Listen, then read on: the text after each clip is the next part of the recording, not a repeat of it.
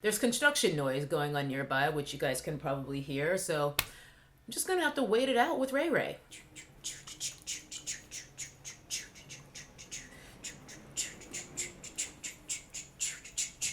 Ray Ray, this is your close-up. This is your close-up, Ray Ray.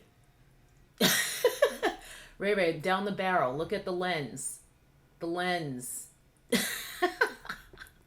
Ray Ray, are we gonna just have to film with this noise, do you think? Seriously, the second I hit record on my camera, I started hearing construction noise. I haven't been hearing it at all the entire time I've been home doing things around the house and getting ready this morning. Ridiculous. You done? Tight. Aloha, my family. It's your girl T, aka the nappy-headed jojoba, back with some faux locks again. This seems to be my go-to spring-summer style. I think this will be 3 years in a row that once the weather started getting warm, I had to get some faux locks. This time things are a little bit different because, as you can see, these locks are a bit, they thick. Your girl must be on the come up because Janet Collection contacted me to ask if I wanted to try a style from their new Tress line. To think that Janet Collection, or at least a person at Janet Collection, knows little old me? Don't be sweating me. Don't be sweating me. Don't be sweating me. So after I took a look, I decided on these jumbo faux locks in a 12-inch length. I asked for a color number 1 because last year I went blonde, okay? I went blonde with my faux locks, and that blonde hair, you know, they say blondes have more fun. Well, that blonde hair nearly killed me. Your girl had a little bit too much fun, so I figured this spring I would go in the opposite direction, and I wanted to go dark, but I wanted to go stark dark. I wanted a color number 1. They actually sent me a 1B, which is totally cool. Don't look a gift horse in the mouth. And it honestly probably is for the best because in the front where you can see a little bit of my roots, my hair, my natural hair color is lighter than a number 2 sometimes depending on the brand. So 1B is plenty dark for me. And here you guys can see how the style looks after install. I've really been wanting to try a much thicker lock style compared to the locks that I usually wear. So I was really happy to have this not only in a thicker lock thickness, but also in a shorter bob length because I do love the shorter length. For whatever reason, I just prefer it on myself. It's easier for me. I feel like it's short and sassy. But I gotta confess, my installation process was a bit of a nightmare, which is my own fault because I had a plan of how I was going to install them, and I was basically going to follow the same installation method that I used in this video, but that didn't really work with these particular locks, and I'll explain why as I talk you guys through my installation, and hopefully my failures and errors will save one of you from having the same complications and will have a much smoother install for anyone who happens to watch this video. Let's talk about how many packs. I was sent 6 packs. I deferred to them because I didn't really know how many locks came in a pack when we were going back and forth about what style I was going to use and everything. So they sent me 6. There are 12 locks in a pack, and that was more than enough, as you can see, since I still have this one and about half of another one. So I ended up using 4.5 locks, and I feel like my hair looks plenty full. As I alluded to earlier, I went with the same braiding pattern that I used last year when I put my last set of faux locks in, where I did 1 row of, well, in my case, flat twist, because y'all know, or at least my ride or dies know, I can't cornrow worth a damn. I can barely flat twist, and my wigs are about as laid as an incel. So I just do my best to try to make things work, and what I did was I did 2 rows of flat twists in the back, which I then braided once I was off my scalp because braids are much more compact than twists,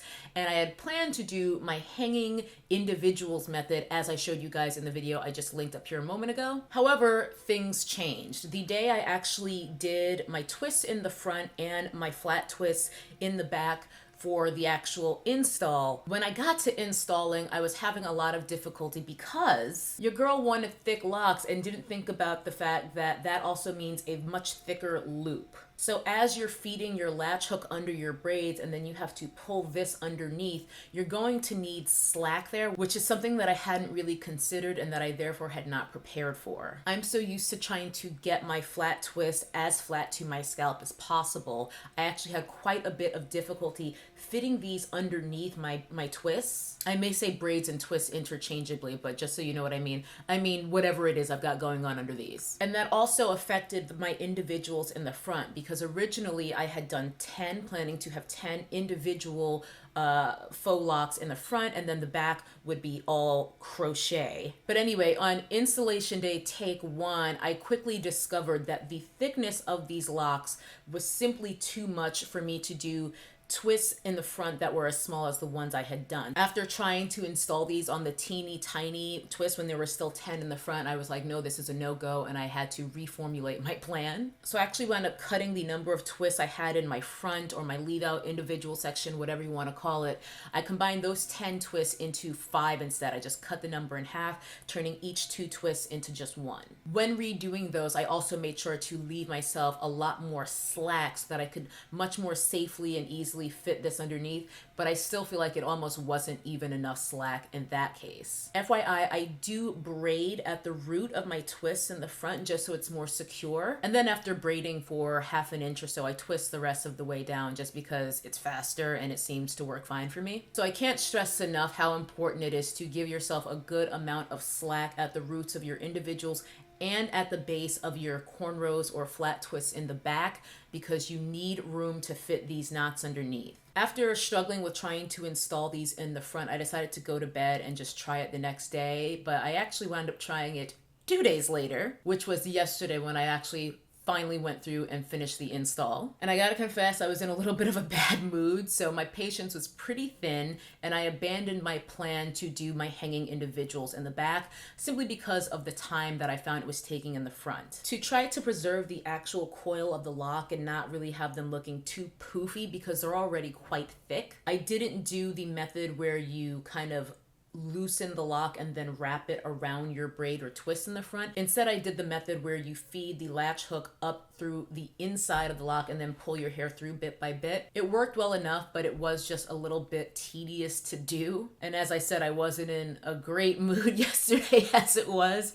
So by the time I finished the front, there was no way that I was going to do that for all of the tails of my braids that I had hanging in the back. And again, style challenged here, so I don't really know how to sew down my braids or anything like that. That just seems scary, and I'm afraid I'm gonna mess that up. So all I did was fold up the tails of my braids, and then as I was securing a lock, I would use that to secure the tail of my braid down wherever I had placed it. This would have worked well if it hadn't been for the fact that I had 2 rows of flat twists, remember that? Which left me with twice as many braid tails to have to finagle and tuck. So my recommendation with this method would be to just do 1 set of braids or twists going straight back, and then even combine some of them so that maybe you have half as many tails in the back.